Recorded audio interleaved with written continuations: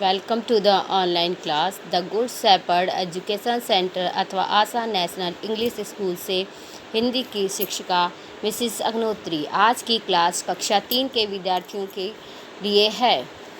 आज हम हिंदी प्रथम प्रश्न पत्र से पाठ 2 का अध्ययन करेंगे। पिछले वीडियो में हमने आपको बताया था कि हम पाठ 2 वीर बालक अभिमन्यु का अध्ययन करेंगे।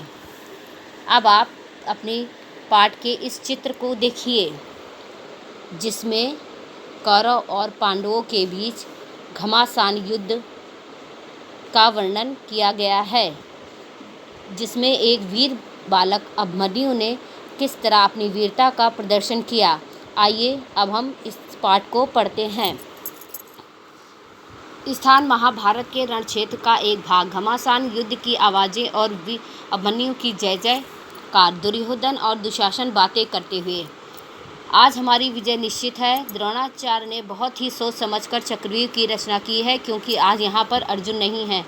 यह उस समय का दृश्य है जिस समय अर्जुन रणभूमि में मौजूद नहीं थे। उनकी अनुपस्थिति में द्रोणाचार्य ने चक्रव्यूह की रचना की, क्योंकि अर्जुन ही एक ऐसा वीर व्यक्ति था जो चक्रव्यूह को तोड़ सकता था।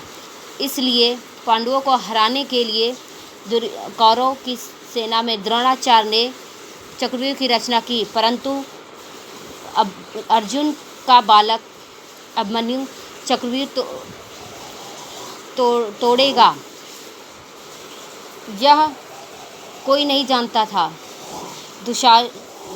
लेकिन जब जबरदस्त लड़ाई हो रही थी, होने दो, दुशासन कभी नहीं, चक्रव्यूह कभी नहीं टूटेगा, तुम उस द्वार की रक्षा करते रहो। अभिमन्यु ने अपनी वीरता का प्रदर्शन करते हुए उस चक्रव्यूह की रचना को तोड़ दिया। चारों तरफ अभिमन्यु की जय जयकार होने लगी। कौरवों की सेना में खलबली मच गई। एक छोटे से बालक ने कैसे चक्रव्यूह की रचना को तोड़ दिया। हाँ, टूट गया, उसे तोड़ कर आया हूँ। आश्चर्य पीछे। पहले युद्ध में अभिमन्यु ने दुर्योधन को ललकारते हुए कहा, कायर, लड़ाई के मैदान में कहा नहीं जाता किया जाता है। यह जीभ नहीं चलती, तलवारें चलती हैं, तैयार हो जाओ। अब दुर्योधन ने अभिमन्यु को ललकारते हुए कहा, क्या तुम्हें अपने प्राणों का मोह नहीं? अभिमन्यु ने कहा, प्राणों का मोह कायर करते हैं तो लौट जाओ, तुम्हें लौटना ही होगा। लेकिन अभिमन्यु ने चक्रव्यूह को तोड़ते हुए उन लोगों से वीरता के साथ युद्ध किया।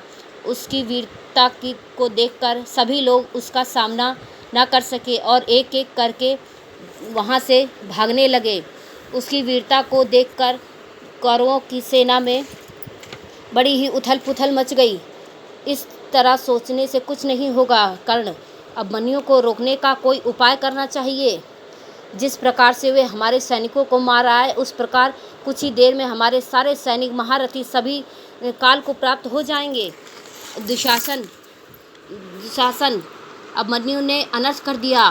क्या हुआ? अभिमन्यु ने लक्ष्मण की हत्या कर दी। दुर्योधन, अरे मेरा पुत्र अभिमन्यु ने उसकी हत्या कर दी, अब मैं नहीं रुक सकता। इस प्रकार सभी लोगों ने कहा कि हमें एक एक करके नहीं लड़ना चाहिए। अभिमन्यु का सामना करने के लिए हमें एक साथ होकर उसके का डटकर सामना करना चाहिए। सभी लोग मिलकर लड़ेंगे, लेकिन यह अधर्म होगा। एक बालक के साथ इतने सारे लोग मिलकर युद्ध करेंगे तो यह धर्म नहीं अधर्म होगा। दुर्योधन अट्टहास करते हुए, अरे इसमें धर्म और अधर्म की कोई बात नहीं, अब हमें उसका अंत करना ही चाहिए। सातों उस पर तलवार चलाने के लिए अभिमन्यु अपने आप को बचाता है। लड़ते लड़ते उसके हाथ से तलवार गिर जाती है। अब अभिमन्यु कहता है, रुक जाओ, मुझे अपनी तलवार ले लेने दो। निहत्थे पर वार करना अधर्म है, अन्याय है, यह गलत है। मैं आपसे भीख नहीं मांगता, परंतु इस तरह से अधर्म का युद्ध नहीं करना चाहिए। हंस लो कायरों मेरे अन्याय पर। मैं इस युद्ध में मरा नहीं, अब आप इस चित्र को देखिए, किस तरह अभिमन्यु कौरवों के वीर योद्धाओं के बीच में एक निहत्था अकेला खड़ा है, जिस पे 7 लोग मिलकर एक साथ प्रहार कर रहे हैं।